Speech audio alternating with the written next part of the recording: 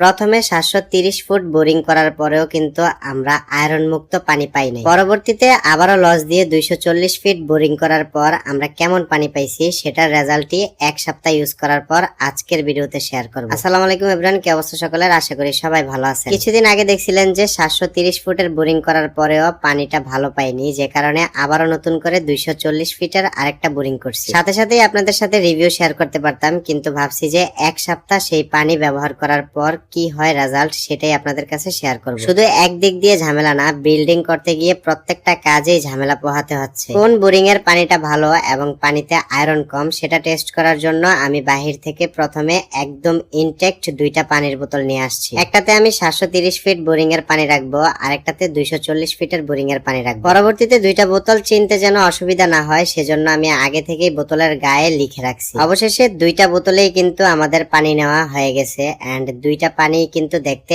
একই রকম লাগতেছে, কিন্তু প্রায় 10 মিনিট পরে দেখতেছি যে 730 ফিট বোরিং এর পানির মধ্যে কিছুটা হলুদ ভাব এসে গেছে। আমার চোখে কি এইরকম লাগতেছে নাকি সবাই একই কথা বলে সেটা জানার জন্য আগে আমি মানুষজনের কাছ থেকে রিভিউ নিচ্ছিলাম। বাসার পাশ দিয়ে এই চাচা যাচ্ছিল, চাচাকে জিজ্ঞেস করলাম যে কোন পানিটা ভালো। উনি ওনার মতো করে 240 ফিটের পানিটাকেই চুজ করছে। বাহিরে আবার প্রচন্ড বৃষ্টি হচ্ছিল, বৃষ্টির মাঝখানে আমি এরকম দেশি অনেকগুলো মাছ পাইছি, তাই সাথে সাথে এগুলো মাছগুলো কিনে বাসায় নিয়ে আসলাম। চাষের মাছের তুলনায় প্রাকৃতিক ভাবে বেড়ে ওঠা মাছগুলোর স্বাদ কিন্তু একটু বেশি ভালো হয়। 5-6 দিনের জন্য পানিগুলো রেখে দিছিলাম এন্ড 5-6 দিন পর পানিগুলোর অবস্থা কি হয় সেটা কিন্তু আপনাদের এই ভিডিওতেই দেখিয়ে দিব। প্রতিদিন সকালে দেখি সুমাইয়া অনেক কষ্ট করে হাতের বিলুনি দিয়ে রুটি বানায়, যেটা দেখে আমার খুবই কষ্ট লাগে। এই ডিজিটাল যুগে এরকম সুন্দর রুটি মেকার থাকতে হাতে কষ্ট করে কেন রুটি বানাতে হবে? তাই আমি ঝট করে তার জন্য এই রুটি মেকারটা নিয়ে আসছি।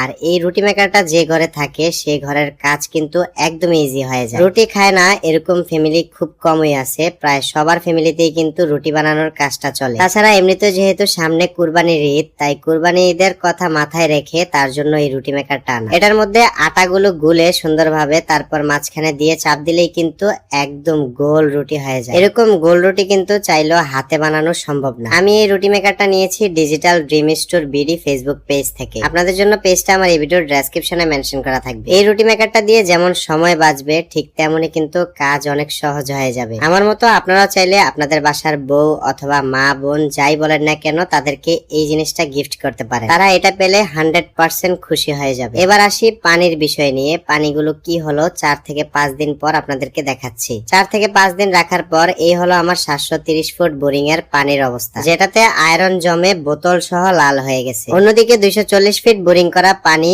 একদমই নিট এন্ড ক্লিন আছে। যাই হোক, আজকের ভিডিওটা এখানে শেষ করতেছি। সবাই ভালো থাকেন, আল্লাহ হাফেজ।